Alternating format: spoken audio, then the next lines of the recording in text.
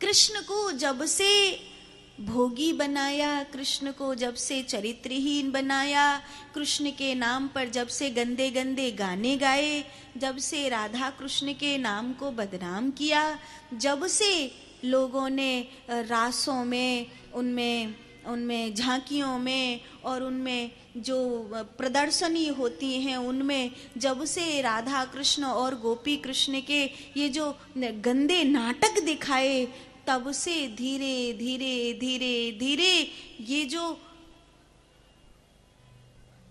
अपने भगवान के प्रति अश्रद्धा की मानसिकता है वो पनप गई।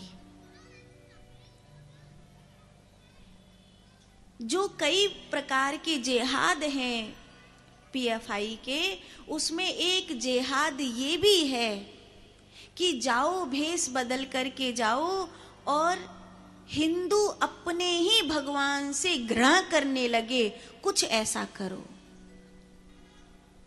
तो आपने देखा होगा कई ट्रैक्टरों पर ऐसे ट्रॉलियों पर झांकी निकलेगी तो उसमें कुछ पतले पतले से लड़के होंगे, वो उनका खान पान कैसा है, उनकी जिंदगी कैसी है, कुछ नहीं, लहंगा चुन्नी पहन करके लड़की बन करके नाच रहे होंगे, गंदे गंदे गाने गा रहे होंगे, शिव की गंदी झांकी निकाल रहे होंगे, पार्वती जी का, महादेव और उनका कृष्ण का और उनका ये कर रहे होंगे। ये एक तरह का जेहाद है ताकि हिंदू अपने ही भगवान से घृणा करने लग जाए। ऐसे ऐसे गंदे गाने कि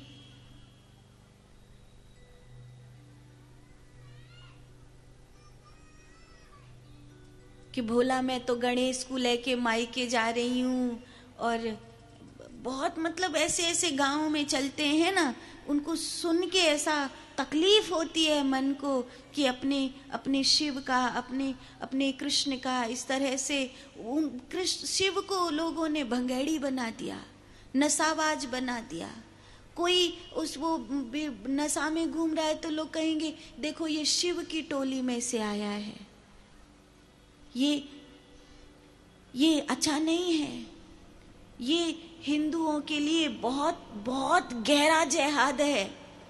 ये हिंदुओं के लिए बहुत बड़ा षड्यंत्र है कि तुम अपने भगवान से श्रद्धा खो बैठे, अपने ठाकुर जी से श्रद्धा खो बैठे।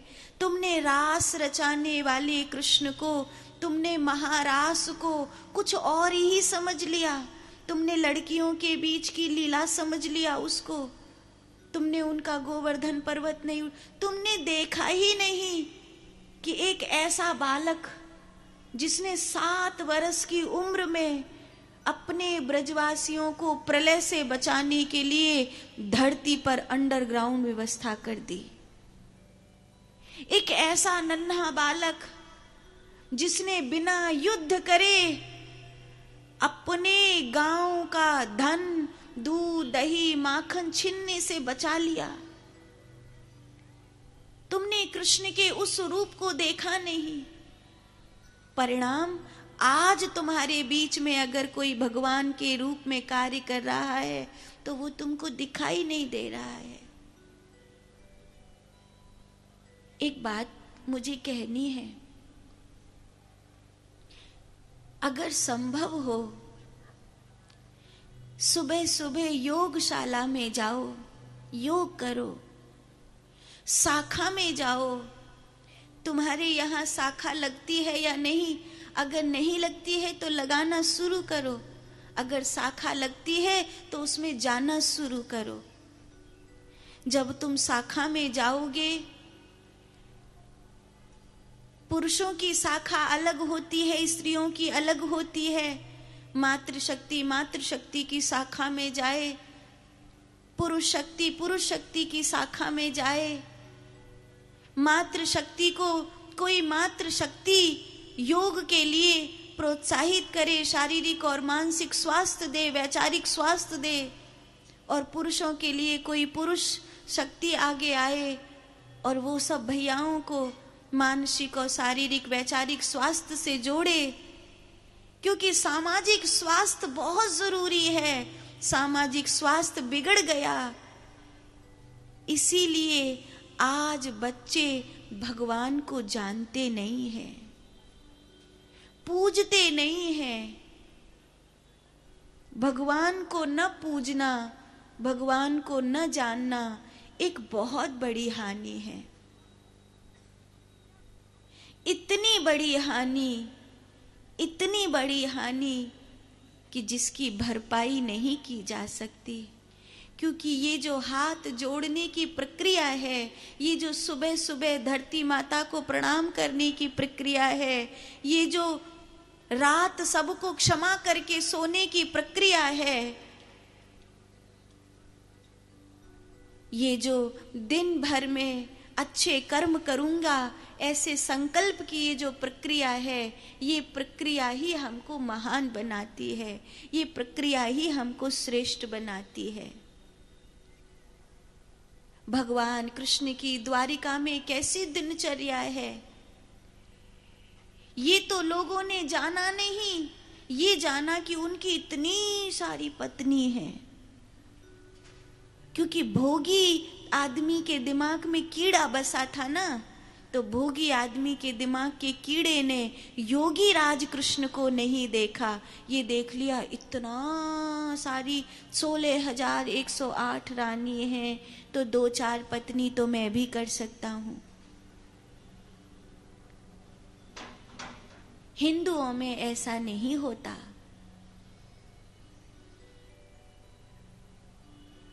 हिंदुओं में संबंध की मर्यादा है। एक बात आपको याद दिलाती हूं। 16 श्रृंगार में सजी हुई बहन और लगभग उसी उम्र का भाई अपनी बहन को हाथ पकड़ के गोदी में उठा के डोली में बिठाता है। क्या आपने देखा एक लेस मात्र भी उसके मन में वासना का बीज आता है? आता है? नहीं। 16 श्रृंगार में सजी हुई सबसे खूबसूरत लगने वाली उसकी खुद की बहन उसे गोदी में बिठाकर उठाकर डोली में बिठाता है।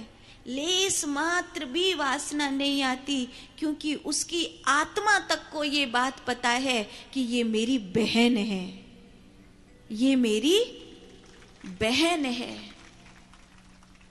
अगर तुम्हारी आत्मा को ये पता हो कि मेरी वामांगी से अलग मुझे हर एक स्त्री के प्रति बहन वाली नजर रखनी है, माँ वाली नजर रखनी है, तो क्या कभी लेस मात्र भी विकार आएगा? आएगा क्या? नहीं आएगा। पर ये होगा संस्कारों की एक पद्धति से चलने पर। दोष आंख में आता है, दोष मन में आता है, दोष इंद्रियों में आता है, आत्मा में कभी दोष नहीं होता। इसलिए तुम्हारी आत्मा को ये बात पता होनी चाहिए। लेकिन तुमने तो उल्टा ही कर दिया। तुमने तो अपने भगवान को ही कैरेक्टर लूज बना दिया। तुमने तो अपने कृष्ण को ही बदनाम कर दिया। परिणाम तुम्हारा पूरा संस्कारों का जो एक व्यवस्था है, एक क्रम है, वो सत्यानाश हो गया।